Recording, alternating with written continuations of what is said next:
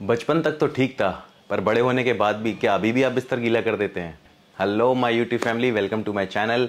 I myself Devinder Pratap Singh and I'm a drugs inspector and a medical devices officer.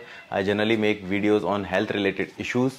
तो आज का हमारा topic है bed wetting. Bed wetting एक ऐसी समस्या है कि जो बचपन में बच्चों को होती है जनरली, पर अगर मैं रफली बात करूं तो बचपन में जितने लोगों को होती है बड़े होने के बाद, मतलब कि 18 साल के बाद वो 2 से 3% रहती है जिनको वो प्रॉब्लम जो है आगे तक परसिस्ट करती है. तो ये बेड वेटिंग का जो इशू है ये बड़ा एम्बैरस करने वाला होता है, लोगों का ऐसा मानना है. बट मेरा मानिए तो इस चीज़ में कोई एम्बैरसमेंट वाली बात नहीं है. अगर आपको सच में ये इशू है तो इसके बारे में आप सोचें. अगर आप इसके ऊपर कोई क्लिनिकल रीज़न है तो आप अपने यूरोलॉजिस्ट से मिलें, उससे कंसल्ट करें और एक अच्छी एडवाइस लें. तो फैक्चुअल बात पर आते हैं कि जो ये बेड वेटिंग का इशू है ये जनरली बेसिकली होता किन लोगों को है. बेड वेटिंग का इशू इन लोगों को ज़्यादा होता है जो बहुत ही ज़्यादा डीप स्लीप लेते हैं, जिनकी नींद नॉर्मल लोगों से बहुत ज़्यादा गहरी होती है. उनकी नींद इतनी गहरी होती है कि जब उनके न्यूरोनल सिग्नल्स जब आपके ब्रेन तक पहुंचते हैं कि हाँ कि आपको यूरिनरी कंटिजेंस हो रहा है, आपको यूरिन आ रहा है, उसके बाद भी आपके ब्रेन तक वो सिग्नल्स जाने के बाद भी अगर आप अपनी नींद से नहीं उठ पा रहे हैं, मतलब आपकी नींद बहुत ज़्यादा गहरी है कि वो आपको अवेक नहीं कर पा रही है. इन सच केसेस लोगों को ऐसा लगता है कि हम बाथरूम में ही हैं और वो बिस्तर पर ही सुसु कर देते हैं. तो ये इस तरीके का इशू है.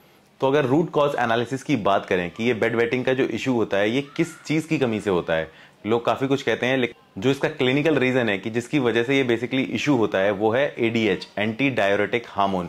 बॉडी के अंदर काफ़ी सारे हार्मोन होते हैं, ये उनमें से एक हार्मोन है एंटी डाययूरेटिक हार्मोन. ये हार्मोन जिसके अंदर कम होता है उसको ही ये बेड वेटिंग का इशू होता है. अगर आपको बेड वेटिंग की शिकायत है तो हाँ, इसका मतलब है आप एंटी डाययूरेटिक हार्मोन की कमी है आपके बॉडी में. ये जो हार्मोन होता है ये बेसिकली प्रेग्नेंट वुमेन्स में कम होता है, एल्डरली पीपल्स में कम होता है. जैसे जैसे आपकी उम्र बढ़ती है ये जो एंटी डाययूरेटिक हार्मोन होता है इसकी बॉडी में कमी होने लगती है. तो बच्चों में इसके ट्रीटमेंट के लिए क्या करते हैं? बच्चों में इसके ट्रीटमेंट के लिए सिंथेटिक हार्मोन दिया जाता है via nasal spray. That hormone is basically called as in a form of vasopressin जो दिया जाता है. बट जो ये सिंथेटिक हार्मोन होता है ये सिर्फ आपके सिम्टम को ट्रीट करता है, या आपके रूट कॉज को ट्रीट नहीं करता है. तो इससे जो आपका जो इशू है वो एड्रेस नहीं होता है. फॉर अ शॉर्ट टाइम आपका ये इशू उस टाइम के लिए सॉर्ट आउट हो जाएगा, लेकिन for a longer run it only treats the symptom, not the root cause of the issue.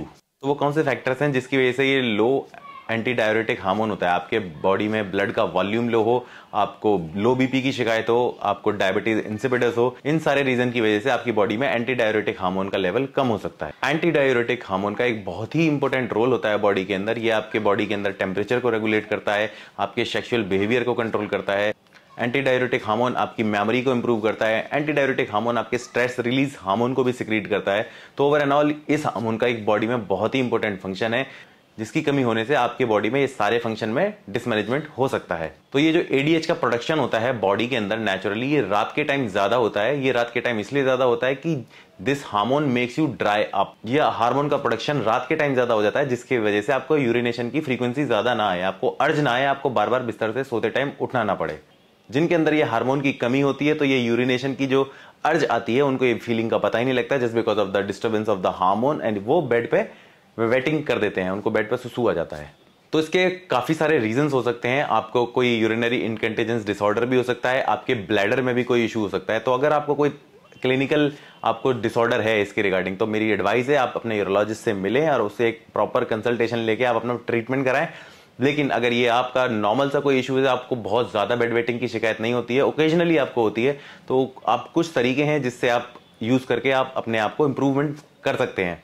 तो अगर आपको कोई क्लिनिकल रीजन नहीं है, आपको ओकेजनली ये इशू होता है, तो आप कुछ छोटे छोटे तरीके हैं, कुछ लाइफस्टाइल मॉड्यूल्स हैं जिनको आप अपनाकर आप इस चीज का निवारण घर पर ही कर सकते हैं. तो जो सबसे पहली एडवाइस है आपके लिए, आप 4 बजे के बाद शाम को ड्रिंक्स लेना बंद कर दें. तो 4 बजे के बाद कोशिश करें आप कम से कम ब्रेवरेजेस फॉर्म में आप अपना फूड कंज्यूम करें. 4 बजे के बाद आपको कम से कम ड्रिंक्स लेना है, आपको अल्कोहल अवॉइड करना है, आपको कैफिनेटेड ब्रेवरेजेस अवॉइड करने हैं. ये जो अल्कोहल होता है, कैफिनेटेड ब्रेवरेजेस होते हैं, इनकी डाययूरेटिक प्रॉपर्टी होती है. अगर आप इनको शाम को 4 बजे के बाद लेंगे तो आपको यूरिनेशन की ज्यादा अर्ज होगी, जिसकी वजह से आपको ये आपका जो इशू है एड्रेस नहीं होगा. आयुर्वेदा में एक हर्ब है जिसको हम कहते हैं फॉक्सफॉलिन रूट एक्सट्रैक्ट. ये आपको ऑनलाइन आप देख लीजिएगा, आपको अवेलेबल हो सकता है.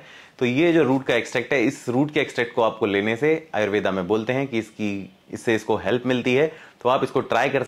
तो अगर आप इस रूट का एक्सट्रैक्ट ले रहे हैं तो आप मेक श्योर कर लीजिएगा कि आप जो भी ब्लड प्रेशर की मेडिसिन ले रहे हैं, अगर आप इनमें से कोई भी मेडिसिन ले रहे हैं तो ये जो आयुर्वेदिक हर्ब है आपको उसके साथ मिक्स नहीं करनी है। आप कोई भी बीटा ब्लॉकर ले रहे हैं लाइक एटिनोल, मेटप्रोलोल, आप कोई भी कैल्शियम चैनल ब्लॉकर दवाई ले रहे हैं for controlling your BP like amlodipine, felodipine, verapamil, कोई भी आप अल्फा गोनिस्ट हाइपोटेंसिव एजेंट भी ले रहे हैं लाइक क्लोनिडीन, इसके अलावा भी अगर आप कोई भी बीपी की मेडिकेशंस ले रहे हैं तो इसकी एक कॉन्ट्राइंडिकेशन है कि ये रूट का एक्सट्रैक्ट आपको इसके साथ नहीं लेना है। तो मेक श्योर कि अगर आप ये खा रहे हैं, अगर ये रूट का extract for treating your bed wetting, तो मेक श्योर कि आप ये किसी भी मेडिसिन पर ना हो। और अपनी डाइट के अंदर सॉल्ट का इंटेक कम कीजिए और कोशिश कीजिए आप पिंक सॉल्ट कंज्यूम करें rather than using the white salt. कुछ लोगों का मानना है कि रेजिन्स का कंजम्पशन रात में करने से आपको बेड वेटिंग में आपको हेल्प मिलती है, आपको बेड वेटिंग की शिकायत दूर होती है, लेकिन साइंस में इसकी कोई स्टडी नहीं है तो मैं कह नहीं सकता कि इस तरीका काम करता है नहीं करता है। लोगों का यह भी मानना है कि तिल खाने से, आपको तिल के लड्डू बनाते हैं लोग, तिल खाने से बेसिकली तिल का कंज्यूम करने से आपको इसमें हेल्प मिलती है। इसके बारे में कोई साइंस में कोई स्टडी प्रूवन नहीं है कि हाँ कि ये इसमें मदद करता है नहीं करता है, लेकिन काफी सारे लोगों का एक्सपीरियंस है कि हाँ ये इसमें हेल्प करता है। तो आप ये सब भी ट्राई कर सकते हैं, इसका कोई साइड इफेक्ट नहीं है। आप रेजिन्स खाते हैं, अगर आप तिल खाते हैं, इनका कोई भी नुकसान नहीं है।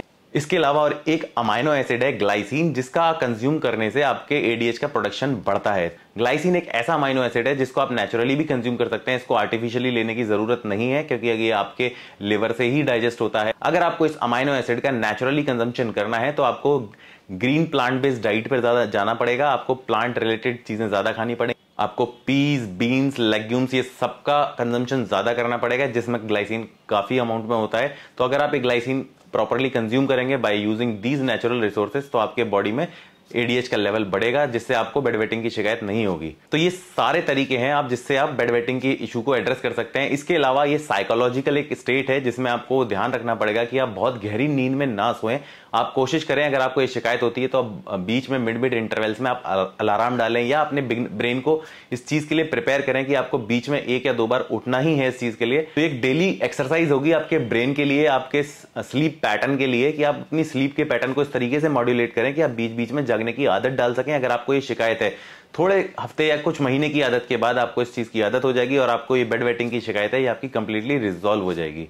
तो आज की वीडियो में इतना ही, मिलते हैं अगले वीडियो में। Thanks for watching, do share.